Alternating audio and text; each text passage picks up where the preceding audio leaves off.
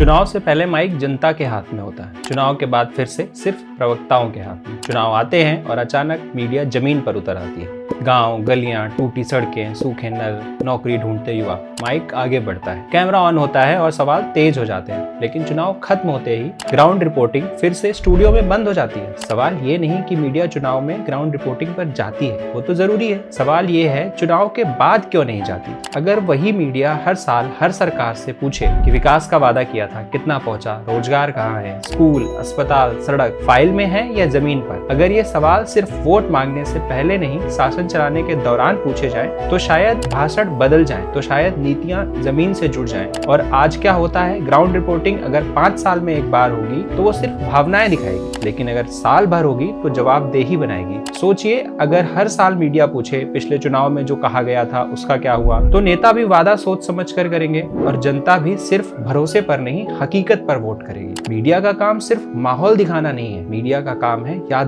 याद दिलाना सरकार को भी और जनता को भी। क्योंकि लोकतंत्र में चुनाव एक दिन का होता है, लेकिन जवाबदेही हर दिन की होनी चाहिए। अगर मीडिया हर साल जमीन पर रहे तो शायद जनता को हर साल फायदा मिले। देश को चुनावी रिपोर्टिंग नहीं, निरंतर निगरानी चाहिए। सवाल सिर्फ चुनाव में नहीं, सत्ता में पूछे जाने चाहिए। जय हिंद।